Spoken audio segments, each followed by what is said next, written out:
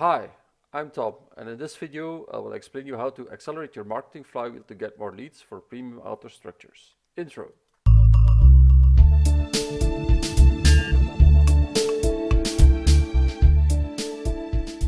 Hey there, I'm Tom Janssens, the owner of Virtual Sales Lab, and Virtual Sales Lab helps you to get more leads and sales for premium outdoor structures via online 3D configurators.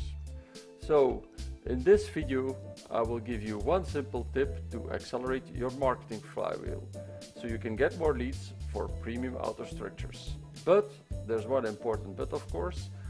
Simple is not easy. So this is an important disclaimer. Simple is not easy. Just because we can set a goal, it's simple to say, okay, we want to become market leader, but it's not easy to accomplish. So that's an important distinction. However, this video should make you think. How will we give it a go? First things first, we need to talk about marketing. So marketing 101, the customer journey. I'm a big fan of the pirate metrics. The pirate metrics are called like that because they pronounce like R, whatever that may be, but it's a double A, triple R. They stand for typical marketing lead acquisition tunnel, where you say, okay, first we want to get the customers to visit our website. Then we want them to activate them, we want to leave our contact data. Then we want them to actually buy from us. Retention I will skip for now, and then if possible I will say, okay, can you give me some other customers? Do you have some potential other customers for us? Why did I skip retention? Because that's something that tends to be forgotten a lot, especially for premium outdoor structures, but it's possible for dealers to actually bond with their customers. The biggest advantage of somebody that was already a customer is that, of course, they trust you, and you can use that trust to get their influence for new potential customers. So that's really important. How can you arrange for retention, so keeping in touch with customers? It could be as simple as just sending out newsletters with the latest news. It could be as simple as just reaching out each year. Hey, how are you doing? Are you still happy with everything? Is everything okay? But it could also be something like, okay, we have a program where we do a yearly maintenance, so you can be sure that everything stays in shape the way it's supposed to be. And so that's already one maybe interesting additional tip, is you can think about your retention and using these to get more referrals. But when I think about this whole thing, there's actually one big aspect that's missing here. So you have the metrics, but how do you get people to visit your website, and how do you make sure it's the right people that visit your website? That's why I added an additional A. So it's the AR, and the additional A stands for awareness. What actually triggers people to come to you? Now, this is a big one. You can, of course, put out ads, you can do live events, you can do webinars, you can post on social media, you can do whatever. But what we figured out is that it's hard to actually get the right kind of people and attract the right kind of people if you don't know what triggers people to come to you. So people need to know why you exist, because riches are in the niches. Yeah, sorry about that. But if you think about it, people pay a premium for experts that offer exactly what they need. Think about this for a little bit. Let's say you have some issues and you need to have open heart surgery.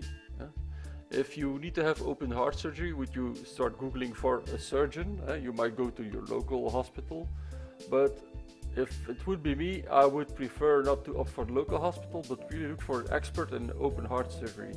And if possible, even somebody who has done the specific thing that I need. And the advantage is, of course, when I start Googling this kind of person and I go to his website, the odds of me leaving my contact data are very high. So it's similar like when you offer premium outdoor structures.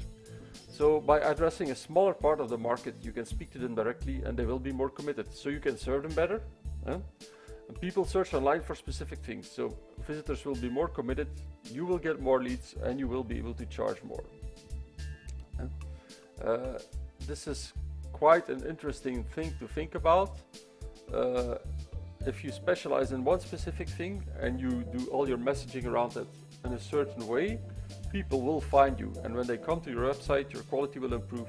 So if you want to get more leads, leaving their contact data, improve conversion ratios. You need to make sure that you have the right people visiting your website. There is one odd thing. It feels completely counterintuitive. Why is that? Because you are choosing for one group in particular, and this rules out a lot of other potential customers. So you need to be very picky into what you will serve to whom. Because if you do mess up, you might be trying to serve the wrong audience, you might not be able to reach them, and your turnover might actually drop. So you need to be very careful to figure this out. Now, I have invented this. So how do you figure out what to serve to whom? Yeah. Well, there's actually 3 key differentiators that help you to niche down, because like I said, the riches are in the niches.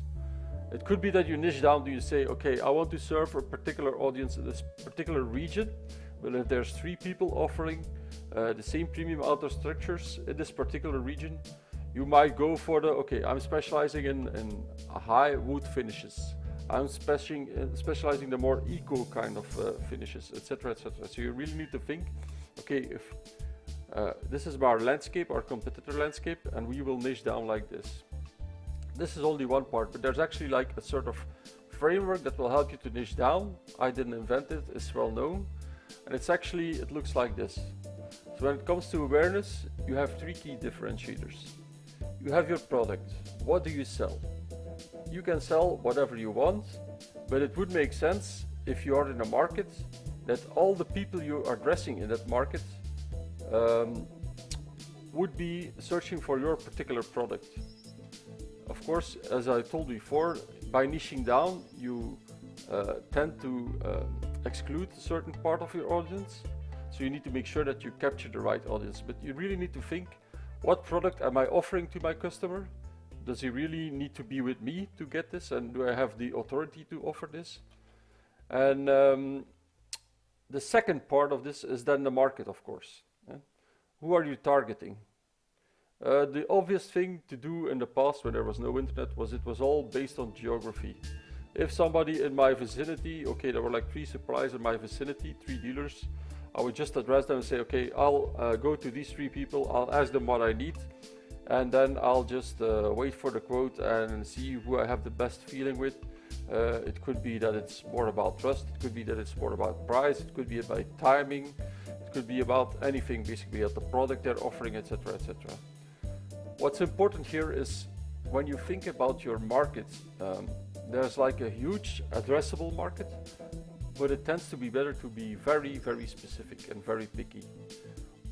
If you can be very specific and very picky, you can start imagining, how will I reach these people? Are these people who play golf? Are these people who have kids who play in a soccer team? Are these people who tend to go to restaurants a lot?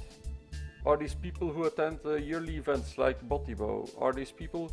So just by thinking about who am I specifically addressing myself to, you can really hone in and try to talk to them directly.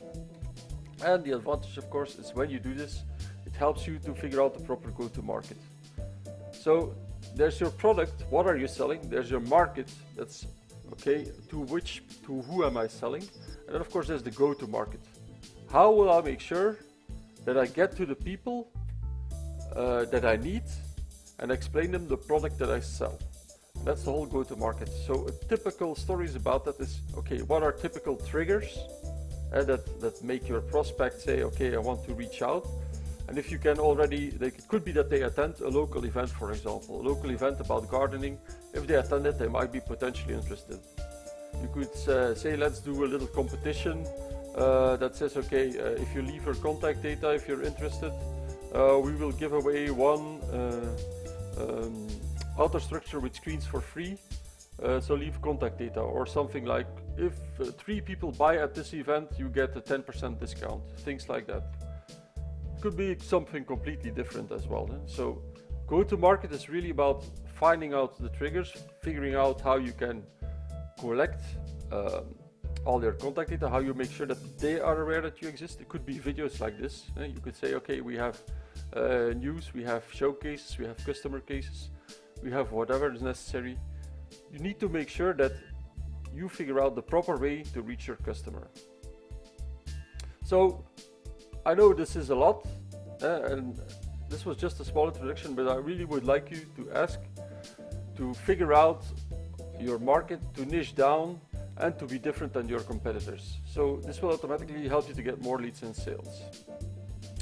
So my name is Tom Janssens. I'm the owner of Virtual Sales Lab. We provide online 3D configurators like this one. If you ever need one, be sure to reach out. This allows you to view things in 3D, and you can actually start adjusting things, like you say, I want to open or close the roof, I want to adjust the dimensions, the depth, the height, I want to add different components like this, for example. And what is really nice is that people see immediately what they need, and in the end, when they say, okay, this is exactly what I need, they can just submit their contact data, they send it to you, and you can see whatever they also have. So this was a short video. I hope you enjoyed it and that it was useful. If you ever have something that I can help you with, feel free to reach out, and I hope to see you next time. Bye bye.